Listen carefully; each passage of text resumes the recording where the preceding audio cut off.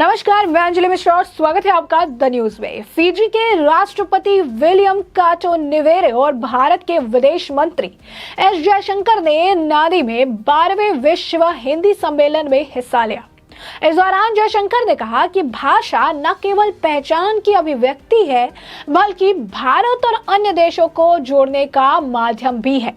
विश्व हिंदी सम्मेलन जैसे आयोजन में स्वाभाविक है कि हमारा ध्यान हिंदी भाषा के विभिन्न पहलुओं, उसके वैश्विक उपयोग और प्रचार प्रसार पर रहे। वास्तव में यही वो विषय हैं जिन पे अगले कुछ दिनों में हमारा ध्यान केंद्रित रहेगा। हम फिजी और प्रशांत क्षेत्र तथा गिरमिटिया देशों में हिंदी की स्थिति और आईटी, आर्टिफिशियल इंटेलिजेंस, सिनेमा और साहित्य के हिंदी पर प्रभाव जैसे कई मुद्दों पर चर्चा करेंगे। ऐसी कई भाषाएं और परंपराएं जो कॉलोनियल युग के दौरान दबा दी गई थी, एक बार फिर वैश्विक मंच पर आवाज उठा रही हैं। ऐसे में यह आवश्यक है कि विश्व को सभी संस्कृतियों और समाजों के बारे में अच्छी जानकारी हो और इसीलिए हिंदी सहित विभिन्न भारतीय भाषाओं के शिक्षण और प्रयोग को व्यापक बनाना बहुत जरूरी है। तो जैसे कि आपने सुना कि जो है जयशंकर जो है वो बोलते नजर आए, क्योंकि फिजी में राष्ट्रपति विलियम काटो निवेरे और भारत के विदेश मंत्री जो है 12वें विश्व हिंदी सम्मेलन में हिस्सा लिया था। इस दौरान जो है वो कहते नजर आए कि विश्व हिंदू सम्मेलन जैसे आयोजनों में हमारा ध्यान हिंदी भाषा के विभिन्न पहलुओं, उसके वैश्विक प्रयोग और उसके प्रचार प्रसार पर है।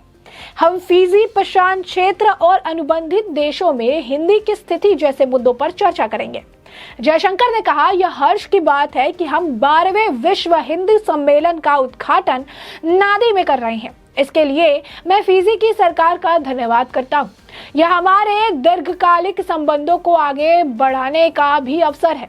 विदेश मंत्री ने कहा कि विश्व हिंदू सम्मेलन जैसे आयोजनों में स्वाभाविक है कि हमारा ध्यान हिंदी भाषा के विभिन्न पहलुओं, उसके वैश्विक उपयोग और प्रचार प्रसार पर रहे। हम फिजी, प्रशांत क्षेत्र तथा गिरमिटियो देशों में हिंदी की स्थिति, आईटी, सिनेमा और साहित्य के हिंदी का प्रभाव जैसे मुद्दों पर चर्चा करेंगे। जयशंकर ने सम्मेलन को संबोधित करते हुए कहा, हमसे कई लोग विदेश परिवेश से जुड़े हुए हैं और आगे भी रहेंगे और हो सकता है वहां घर भी बसाए। ऐसे में यह जरूरी है कि उन लोगों की पहचान और विरासत पर ध्यान दें जो अपनी मूल संस्कृति से दूर है, और इन मुद्दों को बल देने के लिए भाषा को केंद्रित करना एक प्रभावी तरीका है। उन्होंने कहा कि वह युग पीछे छूट गया है जब प्रगति को पश्चिमीकरण के समान माना जाता था। ऐसी कई भाषाएं, परंपराएं जो औपनिवेशिक युग के दौरान दबा दी गई थी, वह फिर से वैश्विक मंच पर आवाज उठा रही है। ऐसे में आवश्यक है कि विश्व को सभी संस्कृतियों और समाजों के बारे में जानकारी हो। इस दौरान केंद्रीय विदेश मंत्री वी मुरलीधरन ने कहा कि मैं फिजी की नई चुनी सरकार को बधाई देता हूं कि इस सम्मेलन का फिजी में मनाए जाने के लिए मैं उनका धन्यवाद करता हूं। मुझे आशा है कि अब भारत और फिजी के बीच दीर्घकालीन, ऐतिहासिक और गहरे संबंध को और मजबूत करने में मदद करेगा। मुरलीधरन ने कहा कि विश्व हिंदी सम्मेलन फिजी में पहली बार आयोजित हो रहा है।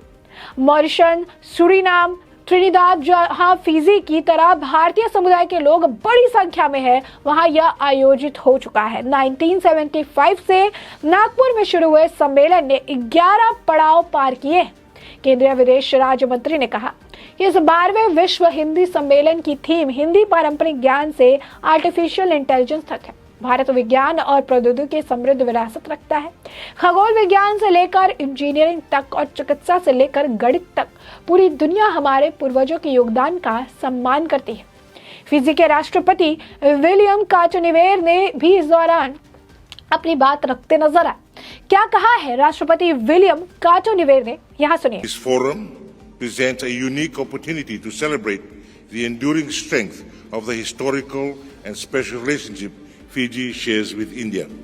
When it comes to entertainment, Bollywood movies are the favorite Fijians love to watch. Bollywood films accompany sing-alongs, laughter and dance. तो जैसे कि आपने सुना कि राष्ट्रपति विलियम काटोनिवेर कहते नजर आए कि यह मंच भारत के साथ फिजी के ऐतिहासिक और विशेष संबंधों की स्थायी ताकत का जश्न मनाने का एक अनूठा अवसर प्रस्तुत करता है। जब मनोरंजन की बात आती है तो फिजी के लोग बॉलीवुड फिल्में देखना पसंद करते हैं। बता दें कि विश्व हिंदू सम्मेलन का आयोजन फिजी के नादी में 15 से 17 फरवरी तक भारत और फिजी की सरकारों द्वारा या मेजबानी में किया जा रहा है। पहले विश्व हिंदू सम्मेलन का आयोजन 1975 में नागपुर में किया गया था। इस बार वे सम्मेलन का मुख्य विषय हिंदी पारंपरिक ज्ञान से आर्टिफिशियल इंटेलिजेंस है और ये इस बार चाहे किया गया है। दुनिया में उन्होंने कहा कि जो है विदेश मंत्री है एस जयशंकर, वो जब कह रहे थे तो कहते नजर आए, जैसे कि आपने सुना भी, कि दुनिया में वह युग गया जब प्रगति का मानक पश्चिमीकरण को माना जाता था। विदेश मंत्री एस जयशंकर को आपने सुना, वो बता रहे थे कि किस तरीके से अंतर्राष्ट्रीय व्यवस्था के पूर्ण संतुलन हो रहा है और वह युग पीछे छूट गया है जब प्रगति का जो मानक है यानी डेवलपमेंट की जो परिकाष्ठा थी, जो मेजरमेंट थी जिससे हम मेजर करते थे, वो पश्चिमीकरण यानी वेस्टर्नाइजेशन को माना जाता था।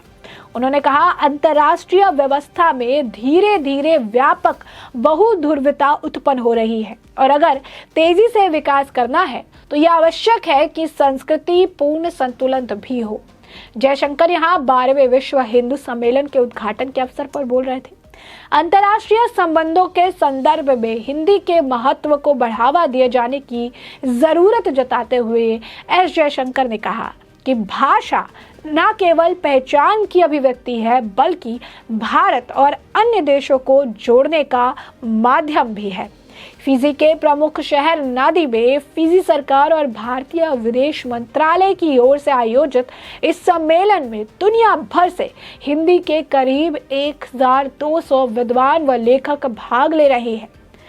देनाराव कन्वेंशन सेंटर में 3 दिन चलने वाले सम्मेलन के उद्घाटन के दौरान फिजी के राष्ट्रपति रातू विलिमे कटोनिवेरी ने अलावा भारत सरकार के गृह राज्य मंत्री अजय मिश्रा तथा विदेश राज्य मंत्री वी मुरलीधरन भी मौजूद थे। इस मौके पर जयशंकर और राष्ट्रपति काटोनिवेरी ने संयुक्त रूप से एक डाक टिकट भी जारी किया। उद्घाटन सत्र में पहले फिजी के प्रधानमंत्री सितविनी राबुका को भी मौजूद रहना था, लेकिन भारतीय अधिकारियों ने बताया कि यहाँ संसद सत्र के चलते उनकी जगह राष्ट्रपति ने उद्घाटन सत्र में भाग लिया। राबुका हाल ही में प्रधानमंत्री बने हैं और 55 संसद में उनके पास विपक्ष के मुकाबले केवल एक मत जो है अधिक है। जयशंकर ने कहा कि अधिकांश देशों ने पिछले 75 वर्षों से स्वतंत्रता हासिल की और यह उसका ही परिणाम है कि अंतर्राष्ट्रीय व्यवस्था में एक पूर्ण संतुलन हो रहा है। उन्होंने कहा कि शुरुआत में इसका स्वरूप आर्थिक था, लेकिन जल्द ही इसका एक राजनीतिक पहलू भी सामने आने लगा है और इस प्रवृत्ति के धीरे धीरे व्यापक बहुध्रुवता उत्पन्न हो रही है और अगर तेजी से विकास करना है तो यह आवश्यक है कि सांस्कृतिक पूर्ण संतुलन भी हो। उन्होंने ये सारी बातें जो है कही है और इस बारे में हमने आपको बड़े विस्तार से बताया है कि क्या कुछ कहा गया है और अब इस पूरे मामले पर आपकी भी जो राय हो हमें कमेंट सेक्शन में कमेंट करके जरूर साझा करें। धन्यवाद।